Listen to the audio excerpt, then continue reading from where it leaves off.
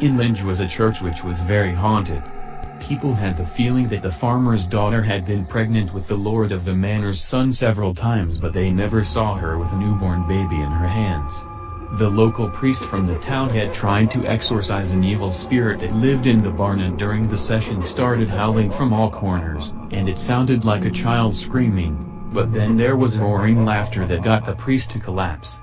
Even though he was reading from holy books where the writing was sparkling like fire from the leaves, the ghost knocked the books out of his hands. Other priests from the region did not do better. In the days of the old cathedral school, there was a priest who was much wiser than other priests, and they successfully implored him to come.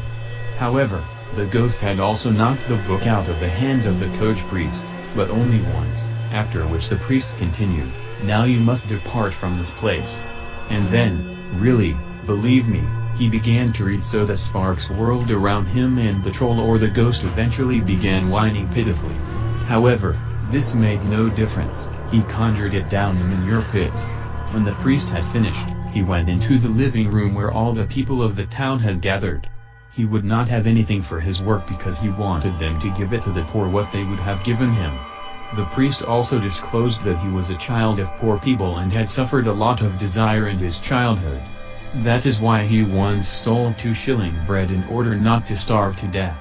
That is why the ghost managed to hit the book out of his hands once, and in the future there was peace on the farm.